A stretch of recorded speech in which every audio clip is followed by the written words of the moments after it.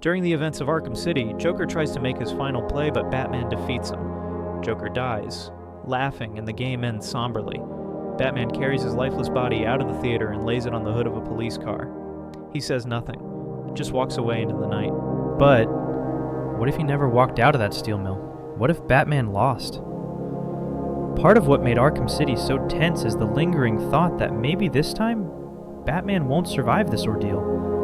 If you've played it, I bet you can still remember how tense you felt during your first playthrough. It's time to revisit that feeling. Let's dive into the darkest branch of the Arkham timeline, where we ask the question, what if Batman died in Arkham City? The first question I will have to answer regarding this would be, at what part of the story would he die? Assuming you are unfamiliar with the story of Arkham City, what happens is Bruce Wayne gets captured by Hugo Strange during a conference-type shtick and gets thrown inside the super prison known as Arkham City, which is a part of Gotham, now inclusive of the worst parts, such as Crime Alley and the likes. Crime Alley is where Thomas and Martha Wayne were gunned down, just so you know. Anyway, the idea of criminals being locked up in this place didn't sit right with Bruce Wayne, thus the press conference. And Hugo, being Hugo, does the thing. So now Bruce is here. Flash forward, Hugo reveals he knows Bruce Wayne is Batman, hints at something known as Protocol 10. Some weirdo known as Azrael is peeking at us and going about on some prophetic ramblings. Two-Face wants to make cat stew but with acid. Joker is playing Hitman Sniper, and Bane is starting a can collection. So, we managed to track the Joker down, but he has a mimic tier, and we get jumped by Harley and are infected with Joker's toxic blood. Joker's blood would naturally be toxic considering his history, but in the Arkham timeline, it happens because he wanted to become the Hulk in the previous game, and it somehow worked, except Batman happened and Joker was defeated. Now he's back and he's dying, and he figured the only way to have Batman get him a cure was to infect him as well. And in case that wasn't motivation enough, he'd been sending his infected blood to random hospitals in Gotham for weeks. Batman would have been perfectly okay with having both of them die, but adding these other variables to the table worked like a charm for Joker. And that brings us up to speed with the events of the game. The game, of course, in standard Arkham fashion, takes place during the course of one night, and one question that used to be on my mind for the longest time was if Joker was already infected, how comes the symptoms and near-death encounters manifested that fast with Batman in just a few hours? And I found some theories that basically pointed out this was due to a bad blood transfusion rather than the infected blood itself, which made all the more sense.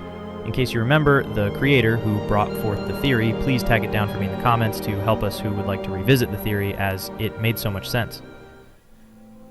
That's it for the recap. Now, the question I would like to answer next is, how would he die? Take a look at what I came up with. Here's the alternate ending broken into beats. Clayface, still regenerating, lunges from the rubble and strikes Batman from behind. In the grapple, Batman's hand smashes the Titan Cure vial against the marble floor, the serum spattering and spilling away. Joker, exposed to the toxin without hope of a cure, writhes in sudden agony.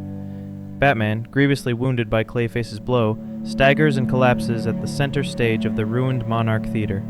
Joker's manic laughter echoes, half triumphant, half strangled, as the toxin takes hold. With one final rasp, Batman delivers his final line, but in a better voice, 'cause Kevin Conroy. You wanna know what's funny? Even after everything you did, I still tried to save you. And goes still.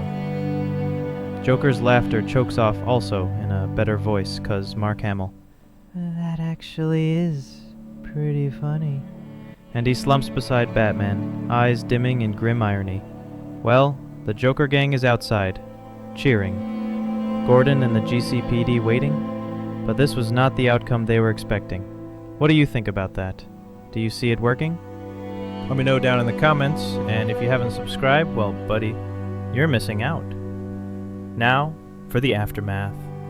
The roar outside the Monarch Theater isn't a celebration, it's a blood-soaked coronation. The Joker gang floods the streets, firing guns into the air, chanting their master's name like a blasphemous hymn. In the rubble of what was meant to be redemption, they found perverse victory.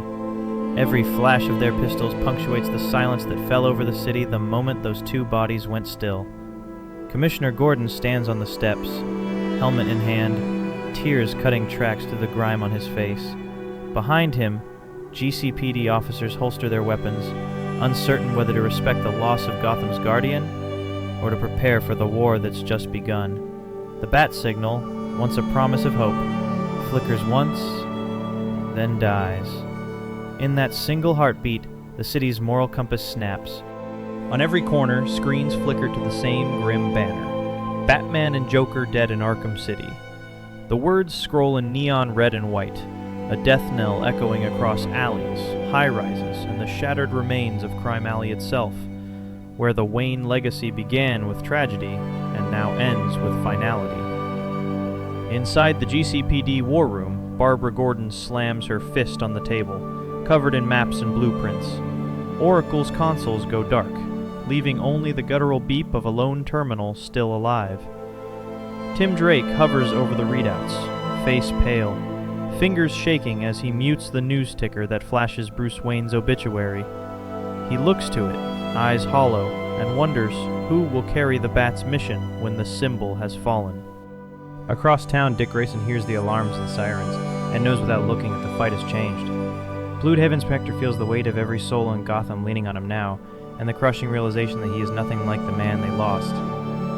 He crushes his fists in his gauntlets, cape swirling around him like dark wings, and vows to answer Gordon's silent call.